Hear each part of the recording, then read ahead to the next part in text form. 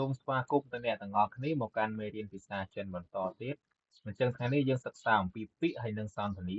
គឺយើងរៀនពាក្យផងសន្ទនាផងដើម្បីយើងឆាប់ប្រើប្រាស់ភាសាចិនបានអញ្ចឹងពាក្យយើងអានថាសឹងឈឺគឺប្រែថាពាក្យអូខេសន្ទនាគឺយើងអានថាហួយហួកបាទយើងទៅសិក្សាពាក្យទាំងអស់គ្នា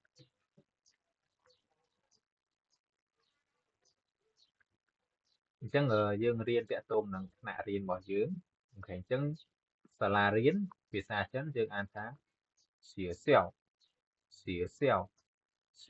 នេះគឺអានថាប្រែថាសាលារៀនអូខេអញ្ចឹងសូមអានម្ដងទៀត学校ប្រែថាសាលារៀនអូខេអញ្ចឹងបន្ទាប់ទៀតគឺ学生នេះគឺប្រែថាសិស្សអូខេគឺសិស្សដែលគាត់រៀនក្នុងថ្នាក់រៀនគឺយើងអានថា学生អញ្ចឹងបន្ទាប់老师ប្រែថាគ្រូបង្រៀនអញ្ចឹងកន្លែង师ទៅនេះបើសិនជាបងប្អូនពិបាកបញ្ចេញតង់ទេអាចអាន formula សិនបាន老师អានអញ្ចឹងក៏បានគុំតែគាត់និយាយអត់ត្រូវសំឡេងគុំតែជនជាតិចិនអាចស្ដាប់បានដូចគ្នាអញ្ចឹងយើងអាចអានថា老师ប្រែថាគ្រូបង្រៀនអញ្ចឹងបន្ទាប់同学នេះគឺប្រែថាមិត្តរួមថ្នាក់គឺអ្នករៀនភាសាចិនជាមួយយើងមិត្តរួមថ្នាក់គឺសំដៅទៅលើមិត្តដែលរៀននៅក្នុងថ្នាក់ជាមួយគ្នាអូខេ同学គឺប្រែថាមិត្តរួមថ្នាក់ចឹងបន្ទាប់学习នេះគឺប្រែថាសិក្សារៀនសូត្រឬក៏យើងអាននិយាយសាមញ្ញថារៀនណាអូខេអញ្ចឹង学习ប្រែថាសិក្សារៀនសូត្រអូខេអញ្ចឹងបន្តទៀត语言នេះគឺប្រែថាភាសាអូខេ语言គឺប្រែថាភាសា语មាត់មូល语言គឺភាសាអូខេអញ្ចឹងបន្ទាប់អានេះចូលប្រយោគបដាហើយអូខេ在哪里អូខេសំឡេងទី3ណាលី在哪里អូខេប្រែថានៅឯណាអញ្ចឹងពាក្យប្រយោគថាចៃណាលីនេះយើងអាចប្រើទៅលើអ្វីដែលយើងចង់សួរទីតាំងរបស់គេមិនថាប្រើទៅលើសួរថាអ្នកសួររកអ្វីមួយដែលនៅទីណាសួរទៅលើវត្ថុសួរទៅលើមនុស្សដែលយើងចង់ដឹងថានៅទីណាគឺយើងអាចយកប្រយោគទៅប្រើបានឧទាហរណ៍ថាយើងចង់សួរថាអ្នកនៅទីណាឬក៏អ្នកនៅឯណាយើងអាចអានថានីចៃណាលីអូខេចៃណាលីគឺប្រែថានៅឯណាក៏នៅទីណាហ្នឹងឯង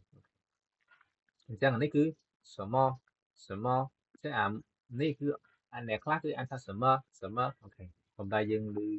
ការនិយាយការបញ្ចេញសំឡេងនៅពេលដែលយើងប្រើប្រាស់ជាមួយនឹងជនជាតិចិនជាក់ស្ដែងអ្នកខ្លះគាត់ប្រកាសជាធ្លាប់ឮហើយគេយើងឮថាសមអូខេអញ្ចឹងសមហ្នឹងគឺប្រែថាអ្វី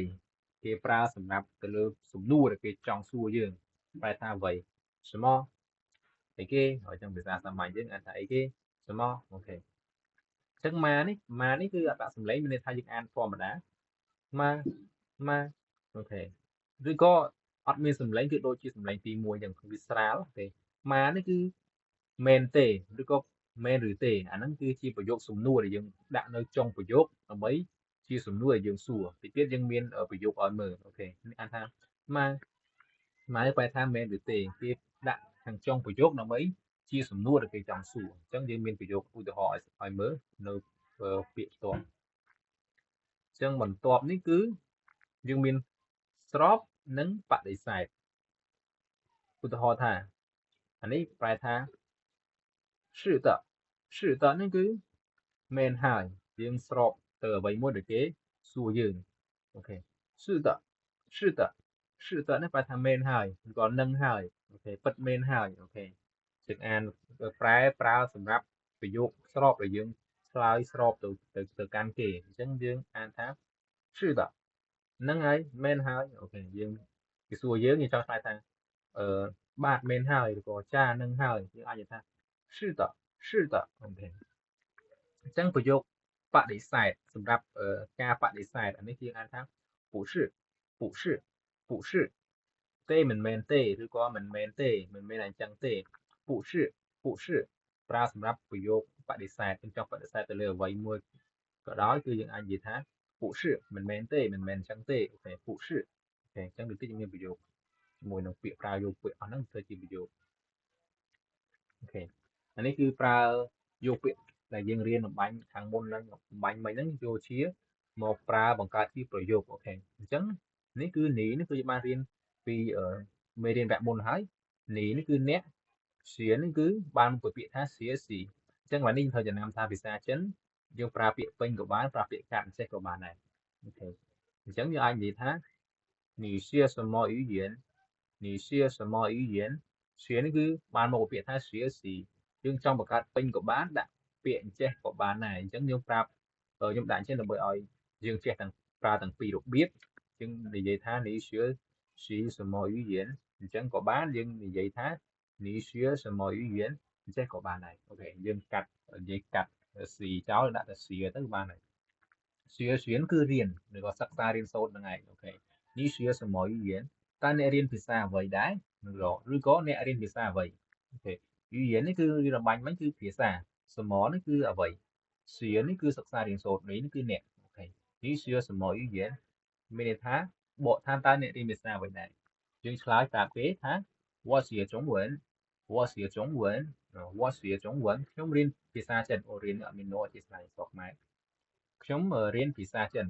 អានថា我学中文អូខេ我学中文ខ្ញុំរៀនភាសាចិនអូខេ អញ្ចឹងអានេះសំណួរអាម្ដងទៀតនេះ学什么语言អ្នករៀនភាសាអ្វីដែរពួកយើងឆ្លើយ我学中文អូខេខ្ញុំរៀនភាសាចិនបកប្រយោគនេះបន្តទៀតគេសួរយើងនេះគឺពាក្យដែលយើងរៀនបាញ់មិញចៃណាលីគឺប្រែថានៅទីណាចៃណាលីអូខេសៀគឺរៀនសៀចុងវិនគឺរៀនភាសាចិនសៀចុងវិនគឺរៀនភាសាចិននីនគឺអ្នកគេប្រយោគសំណួរយើងសួរថា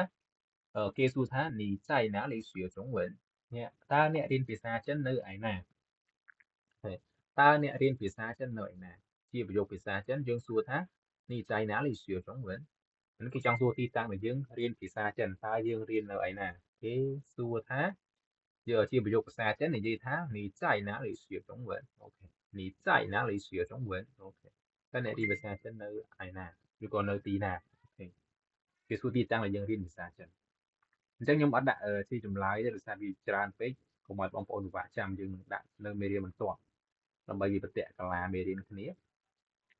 ព្រោះកាលណាបដាក់ច្រើនពេកយើងអាចនឹងចាប់អត់បានហើយភ្លេចអញ្ចឹងបន្ទាប់គេសួរសំណួរយើងថា你是老师吗你是老师吗តើអ្នកគឺជាគ្រូបង្រៀនមែនទេអូខេ你是老师吗តើអ្នកគឺជាគ្រូបង្រៀនមែនទេអញ្ចឹងយើងឆ្លើយមានពីររបៀបប្រយោគស្របនិងប្រយោគសំណួរអញ្ចឹងយើងមកមើលប្រយោគស្រប是的我是老师